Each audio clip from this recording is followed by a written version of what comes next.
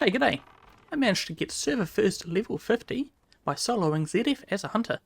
It's absolutely the fastest way to level up, and it also gives incredible gold, so it's still well worth doing at level 50. There's two parts to it.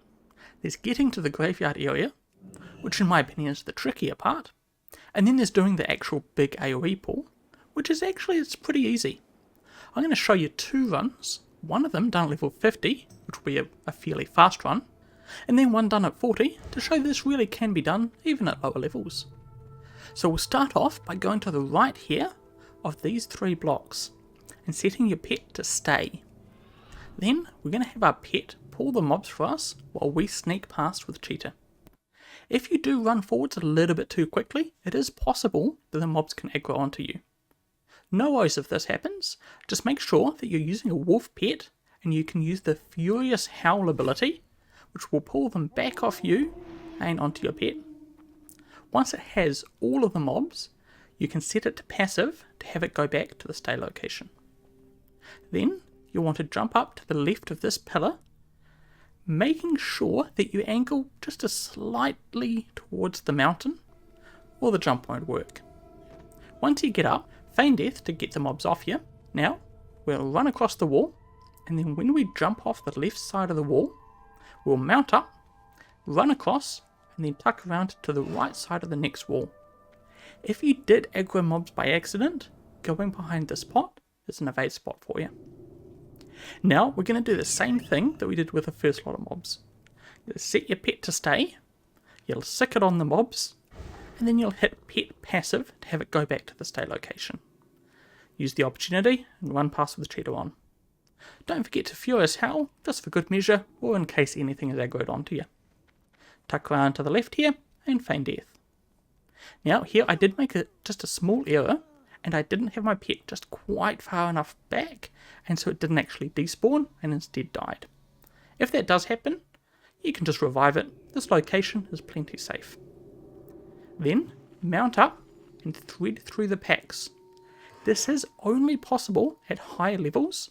If you try this at level 40, they will aggro you from Narnia, they'll daze you on the first hit, and they'll probably kill you. I will show an alternative way of getting past these mobs for level 40s. The mob by the arch, it can be either a caster or a melee. If it's a melee, it will normally get one hit in on you.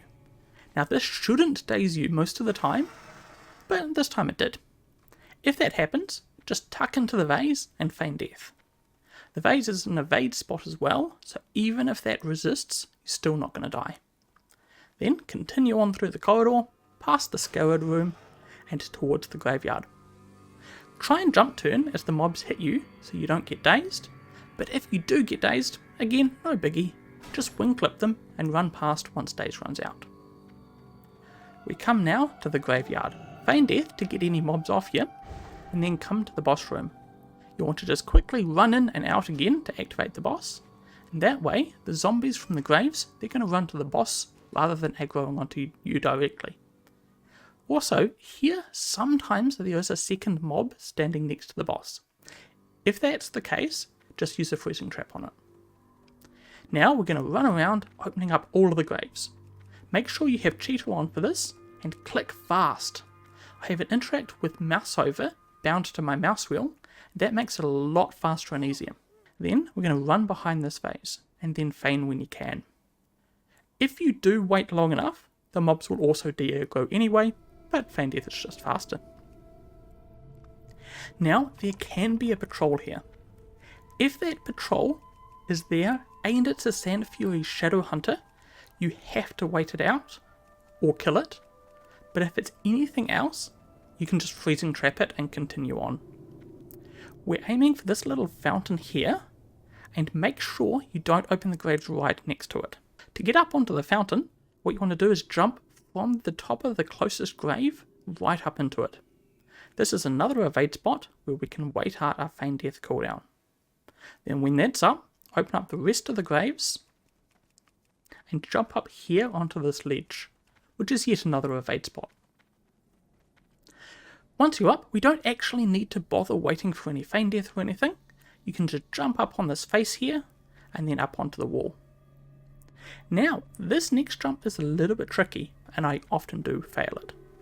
What I'll do is I'll just give it a bit of a go, as long as I'm in combat, but then once I drop combat, I'll mount up, and then once you're mounted, it's super easy. Just jump up into the corner, dismount, and then bunny hop up. Now this is the spot where you get to choose whether you want to bother to do scarabs or not. They add just a little bit of extra experience, and they do have kinda mediocre drops, but then again, they only take a little bit of extra time. I won't this run, but what I'll do is at the end of the video, I'll show you how you can pull them too, if you're so inclined. So for the non-scarab pull, we'll start by aggroing the mobs to the left here. I like to use a frost trap for this, since it's a nice long range and decent AoE, but you can use anything. Then tuck around here and jump up onto the back side of the wall. You can also go left around the wall, either one works. Now run along the wall. If you do fall down to the right here, it's actually no problem at all, you just face the mountain slightly as you jump back up.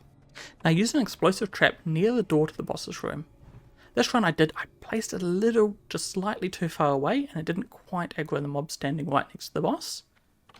So just make it a little bit closer to the door to make sure you get every single zombie in the area. Now once everything is aggroed, it's nice and easy. Just jump between these two walls here, and the mobs, they're going to go the long way around. We'll use explosive trap and explosive shot to kill them. And do note that with this new patch, they will become immune to slows, and they'll run really fast after a short time of being in combat. Just make sure you give them a lot of space, and don't even bother trying to use frost traps. Now I like to use Aspect with the cheater for this. It does make the jumps a little easier, but you can make the jumps without it. Personally, I say, hey, why not make our lives easier? Hawk doesn't really add very much damage at all anyway. Now when you get low mana, what you want to do is just switch to Viper for one explosive trap, and it's going to fully restore all of your mana, and then you can just switch back to cheater and continue on as normal. And then the last bit of advice that I would say is you probably want to keep the mobs kind of in the middle of the two walls, because it makes it the most safe. But when you actually come to kill them, you ideally want to have them not be right on that highest part of the mountain, where you might not be able to reach them to loot them.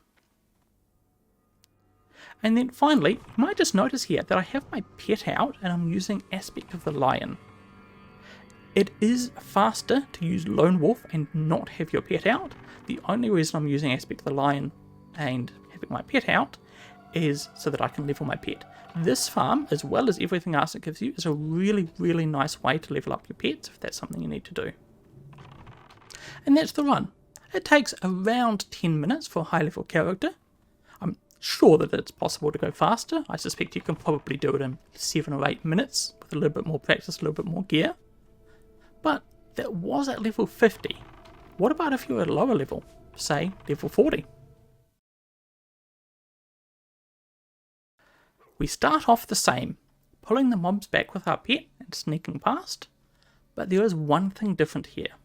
We can't follow our pet up early because the mobs on the right, they're going to aggro us from a long range. What we want to do is just wait for everything to go on the pet and then run forwards and jump on the wall. Now the next little complication is that the mobs from the bottom can aggro you while you're up on the wall. If that does happen, just set up on one of these fires, and that's an evade spot. Then, when they de-aggro, you can jump down, mount up, and go to the next wall, just like normal. Only thing to look out for is the patrols. They're a little bit scarier at 40 than they are at 50. Just make sure you give them a wide berth. If you have to wait for them to pass, just wait for them to pass. Now, behind this wall is safe, and nothing will aggro you even at level 40. So, you make sure you revive your pet if it died earlier, heal it to full, get yourself ready, and we'll go to the next step. What you want to do is jump up to the right of the wall here, and then once you get around, make sure that you've got cheater on, then you're going to use a lesser invisibility pot, and as soon as you use it, you want to leg it. This is invisibility, not stealth, remember. You can run straight through mobs, you don't have to worry about going around them at all. The timing is going to be a little bit tight here, But once you come out of invisibility, you're going to aggro basically the universe. What you want to do is call your pet, set your pet to stay, and use Furious Howl in quick succession. I like to use a macro with all 3 abilities, just so I can spam it and do it really fast. And then all of those mobs that have aggroed onto you will now go on your pet. And then you can just jump past the vase and to the evade spot. You'll probably also need to turn off cheater about when you jump onto the vase, because there's a good chance you're going to get hit by that mob that stands right next to it. Once you're in the evade spot, feign death. Now, because mobs are close to you and they're so much higher level than you, there is a chance that it will resist. Pretty good chance, actually. If that does happen, just stay in the evade spot till it's back up and then feign death again. You can also revive your pet here, since it often dies in this part. And finally, there's also a patrol here, which might aggro you, but if it does, then you just sit in your evade spot, feign death until it goes away. This part, it's kind of the most scuffed part actually. It can take ages or it can go really fast. It just depends on luck in terms of patrol timing and feign death. Now once the patrol is gone, step forward just a little bit out of the pot and mount up. While you run, try and, again, jump turn just like you did at 50 to avoid daze when you pass the mobs. If you do get dazed, the wing clip probably isn't going to work for you like it does at 50, because it's just too hard to hit the red mobs with it. So if you get dazed, what you want to do is call your pet, set it to stay, and Furious Howl to get it back off you. Then, if you need it, that pot next to the tablet is an evade spot. You can tuck in behind there and then feign death if you got dismounted. Now, again, run through, jump turning to avoid daze where you can, and feign death when you get to the graveyard. If it resists, what you want to do is just jump up next to the statues and use that as the evade spot. You can actually use any of the evade spots in this area. I just find that jump spot is the easiest one to consistently get to in time. Now, make sure that your pet is full and have it dismissed, just in case we need that safety button trick of calling it, setting it to stay, and Furious Howling. Make sure you wait for any patrols to get lost, and then you begin opening the graves just as usual. The rest of the run is going to be exactly the same as level 50. The only thing is that the kill will just be a little bit slower because your shots and traps are going to resist a lot, but other than that, there's no difference in what you have to do from level 50. I would say that if you can do this at level 40 consistently without dying, bearing in mind it is a little bit harder than doing it at higher levels, it's probably going to be the best experience per hour, even though it takes so much longer to get here. That said, it gets so much easier once the mobs aren't red.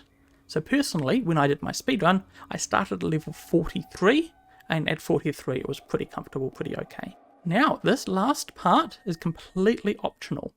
If you want to pull the scarabs too, here's how you can do it. Run your pet back to the scarab room.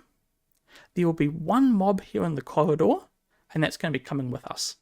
If it's a shadow hunter, abort, abort. It's got hex and a ranged attack. It's going to completely screw up your pull.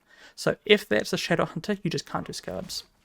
If it's anything else, we're completely fine. If you're planning on potentially doing scarabs, what I do is when you actually do your run-in, just check what that mob is so that you know whether it's going to be available for you or not. Now, making the pull, the goal is to aggro just one scarab and then run a nice wide circle around the room with your pet and then run back to the graveyard. All of the scarabs are going to social aggro each other, and that way we can be well ahead of the scarabs and not risk getting dazed with our pet. Once you get back into the graveyard, just have your pet aggro as many mobs as it can before it dies. Pull the rest by yourself using traps, using explosive shots, whatever you want to use to pull, and then you just do the pull exactly as normal. The scarabs will put a little poison cloud thing on the ground. It doesn't actually do any damage, it just does a pretty meaningless debuff, so don't worry about standing in the clouds. You can stand in them all day long, no woes at all on that, and the scarabs will die very, very fast in non-elite mobs. And that was the ZF Hunter solo farm.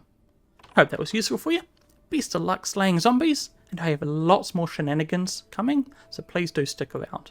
But until next time, bye for now.